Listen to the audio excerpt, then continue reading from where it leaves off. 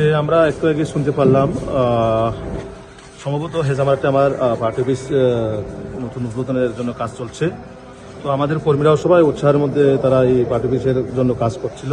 তো কাজটা সেরেই তারা বাড়ি যাওয়ার পথে তাদেরকে রাস্তার মধ্যে আটকিয়ে তীব্রমথার মানে কিশোর যারা ওইখানের অশৃঙ্খল বাহিনী আমাদের কর্মীদের উপরে ওনাকে মানে হত্যা করার উদ্দেশ্যে তারা প্রাণঘাতীর হামলা চালায় ওনারা। তো এখন জিবি হাসপাতালে কোনো সময় দাও কোদাল লইয়া যেভাবে আমাদের কর্মীদের উপরে হামলা করা হয়েছে, হেমার বন্দুক দাও কোদাল টোটালি তাদেরকে জানে মারার উদ্দেশ্যে তারা হামলা চালায়। তো এটা কোনোভাবে আমরা সেটা বরখাস্ত করবে না, আইনের পথে চলবে। সে যেই কেউ হোক তাকে কোনোভাবে আমরা সাড়া দেব না। কারণ আমরা যারাই আজকে আমাদের বুথ প্রেসিডেন্ট দুখিয়া দেববর্মা এবং হিরণ দেববর্মা আমাদের পার্টির কার্যকর্তা, একনিষ্ঠ কার্যকর্তা, তাদের উপরে যেভাবে হামলা উদ্ধতি করবে সেটা বিজেপি চুপচাপ করে বসে থাকবে? আমরা কোনোভাবে চুপচাপ করে বসে থাকবো না। এটার ইয়োগুলা আমরা অবশ্যই আজকে থানার মধ্যে আমরা এফআইআর করুম। এফআইআর মধ্যে আইনের পথে চলবে, যা হবার হবেও পরে দেখা যাবে। কতজন আহত হয়েছে? এখন অব্দি দুইজন এসেছে এবং বিশেষ করে পুলিশ ওইখানে বাধা দিতে গিয়ে পুলিশকে পর্যন্ত হামলা করে। তো ওরা এই গুন্ডা বাহিনীরা তারা কোন সমাজের? তারা কি মানুষ না পশু? এইভাবে পুলিশের উপরে হামলা করবে, মানুষের উপরে হামলা করবে, তাও এই প্রাণঘাতীর হামলা ডাও কোদাল লইয়া, হেমার দিয়া, হাতুড়ি দিয়া। তো সেটা কোনোভাবে আমরা মেনে নেব না। এটা অপমান জনগণ, এটার সুষ্ঠু বিচার আমরা সবাই চাবো। এটা এই বিষয় নিয়ে আপনি রাজ্যের বিজেপি সভাপতি এবং রাজ্যের মুখ্যমন্ত্রীর সাথে কোনো কথাবার্তা হয়েছে? অবশ্যই কথা হয়েছে। আমাদের মাননীয় মুখ্যমন্ত্রী এবং মাননীয় প্রদেশ সভাপতি ওনারা বরাবর ফোন করে খবর নিচ্ছেন আমাদের কর্মীদের বিষয়ে। ওনারাও দেখবেন এই বিষয়গুলো। আমরা আমাদের যে হায়ার অথরিটি ওনাদের কাছে আমরা অলরেডি পৌঁছে দিয়েছি। আপনার ঘটনাটা কি হয়েছিল?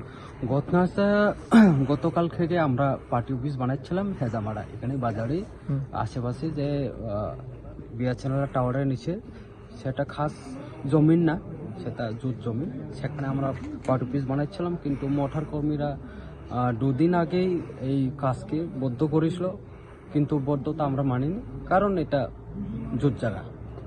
যদি খাস জায়গা বা কেউর যদি হয় তাহলে তো আমরা বানাইতাম না। কিন্তু তারা কেন বাধা করেছে সেটা আমরা জানি না, কিন্তু আমরাও বানিয়েছি, বানাবো, পরের দিনও বানাবো। কিন্তু আজকে নাগাদ আটটার সময় ওরা এসে আমাদের কর্মীকে মারধর করে এখন জীবিতে রেফার এবং আর একটা গাড়ি ভাঙচুর। আমি নিন্দা জানাই তাদেরকে যে এইরকম সুশ্রামী বা কেউকে হাত দিয়ে কেউকে খুন করে সেই সিপিএমের মতো ওরা নিপাত যাবে আগামী 2026। এখন 2026 এডিসিতে ওরা দেখাবে। আপনারা কেমনি করতে পারছেন তীব্রমথা কর্মীরা আইসে এভাবে হামলা চালাচ্ছে? ওই তো আমরা জানি যে খবর নিউজ জানি যে ওরা আসছে, 150 মতো ওরা আসছে, আমরা শুনেছি। এরপরেই যখন ওরা আসছে বলে শুনছি, এরপরে জানলাম যে খবর পেয়েছি যে আমাদের কর্মী দুজনকে ওরা মেরে চলে গেল। এখন আপনারা যে বিজেপি কর্মী দুইজন আহত, তাই নাকি জীবিতে আছে নাকি? এখন জীবিতে, প্রথমে আমাদের মহকুমা সিএসসি সেন্টারে ছিল, সিএসসিতে রাখতে পারেনি, রেফার করে দিয়েছে, এখন জীবিতে। গাড়ি কোনো ভাঙচুর করা হয়? গাড়ি একটা অল্টো গাড়ি, ওনার গাড়িতেই ভাঙচুর।